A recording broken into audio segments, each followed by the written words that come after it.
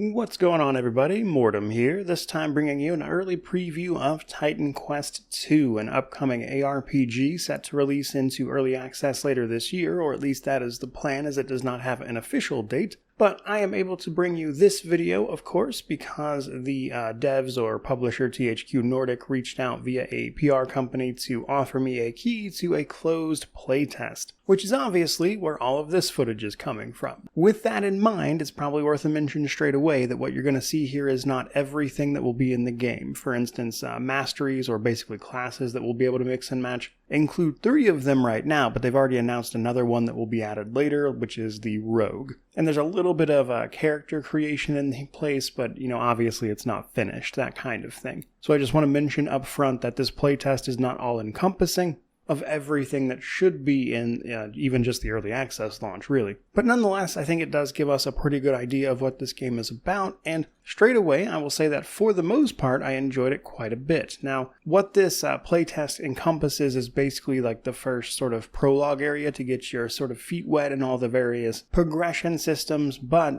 the limitation there is that things like, for instance, the movement abilities don't really start into play until you would get out of this section. Like, you unlock the tier for them right as this demo ends, roughly. And the result of that is that I spent a lot of this particular section of the game moving around pretty slowly, and some movement abilities to help me out with that would have been really helpful, but they clearly come into play later. And then the other side of that is the itemization portion. That's always really important in an ARPG, and at the beginning of what will ultimately be the game here, there's a little bit of that. We can see things like your typical magic, rare item types and how those have different affixes and everything, but there's just not enough here for me to really comment on the overall quality of that. So with that out of the way, let's actually talk about what is here and what I do want to talk about. We start the game by picking a preset for character creation. This is all there is right now, but it does obviously imply that a proper character creation will come later, but obviously hard to say how good that will be at the moment, but there is clearly a planned character creation. The next thing we pick right after this is the game's difficulty, but here for this playtest it's just normal, and that is the intended difficulty that they are balancing around, of course. Now, from there we dive into the game proper, where we are going to start getting accustomed to things, basically by, of course, killing a few enemies, picking up a little bit of gear, and kind of getting a feel for the game itself. But once we get a little ways into the game, we start interacting with shrines.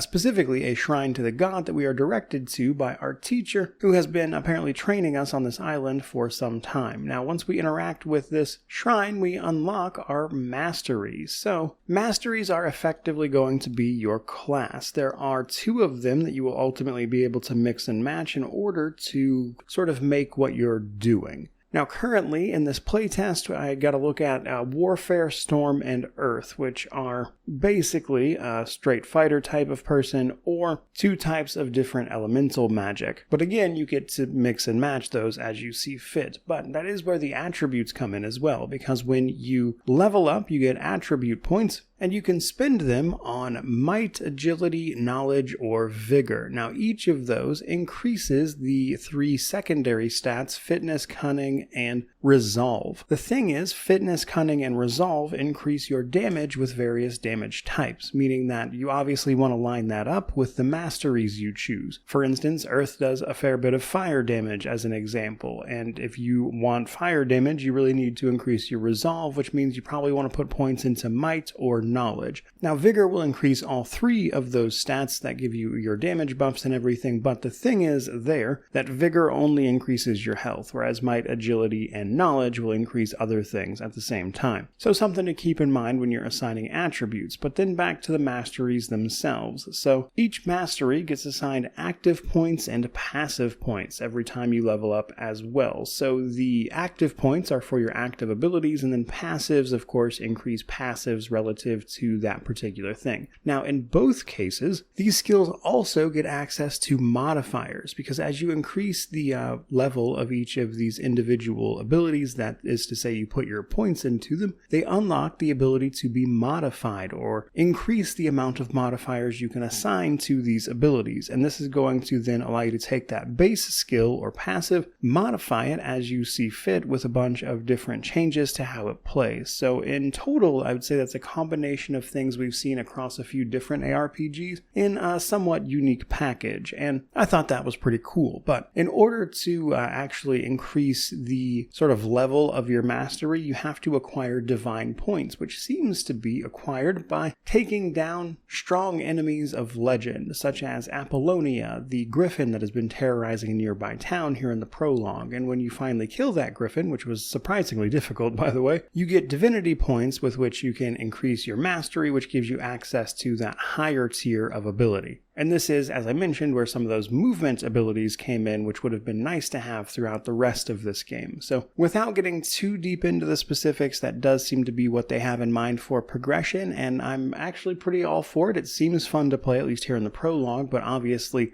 I'd have to see how that stretched out over an entire game to really get much of a feel for it. Now, story-wise, the game does seem to be decently interesting in that regard. So obviously this takes place in ancient Greece, where the gods and other fantastical creatures are in fact real tangible things, and in fact, Nemesis, the goddess of retribution, is not a big fan of ours. Something about our ability to interact with the shrines that give us access to our masteries has really irked her, and she's very much so out for your blood, and you are protected by your master and sent on to go find the ladies of fate, more or less, in order to find out how you could possibly deal with Nemesis. This ultimately is the end of the playtest, though, so I don't have much more to say there, but that's the sort of general setup for the title on a story level. Combat-wise, on the other hand, obviously a little limited, but fights with the Griffin in particular were actually pretty difficult, and I'm curious to see if they will maintain that level of challenge in the actual game once it hits its early access release and everything, because killing that Griffin took me legitimately like 6 or 7 tries. It was surprisingly hard, and that's mostly because of how it telegraphs its attacks and how you have to get out of the way of them. So you do get a dodge here, an active dodge that you'll activate to obviously dodge, but timing that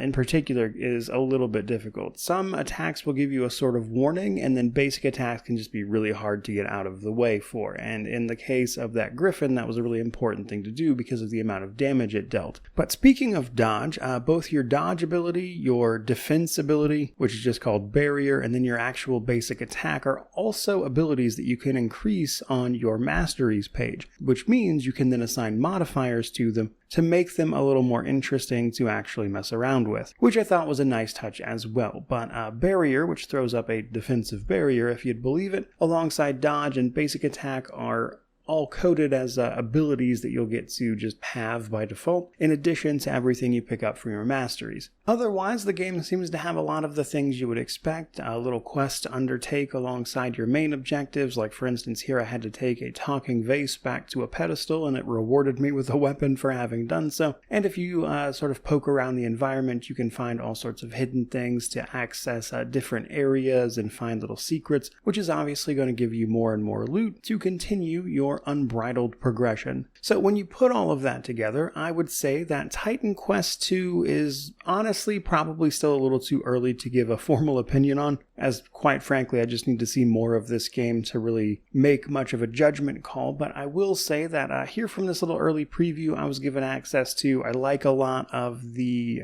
systems as they are introduced here, but most of what I want to know seems to come after this sort of gameplay section. Like, how do those movement abilities feel? How is the itemization? What does that look like in the late game? That kind of thing. Are all of the masteries, once implemented, going to feel impactful and change sort of how you play, obviously, but also how you interact with various combat encounters? And do the rest of the combat encounters sort of maintain that level of difficulty that Griffin had, where it feels like a surprisingly tense back and forth, which is the kind of thing I personally like from ARPGs, because I think they tend to go a little too gotta go fast in direction sometimes. sometimes, and for me at least, sometimes I appreciate a slightly more deliberate approach with this stuff. But for the moment, I do think that's pretty much everything I have to say about Titan Quest II via this early preview, so hopefully you enjoyed that. If you are looking forward to this game, by all means, like, comment, subscribe, all that YouTube jazz, and go ahead and stick around for a while, because I'll certainly be covering this when it hits early access. I don't review early access titles, so that will obviously take a while, but I'm definitely interested in this after having played it, and I want to see how it shapes up. So, with all of that in mind, just thank you so much for watching. I really do appreciate it. May you wander in wisdom and have an amazing day.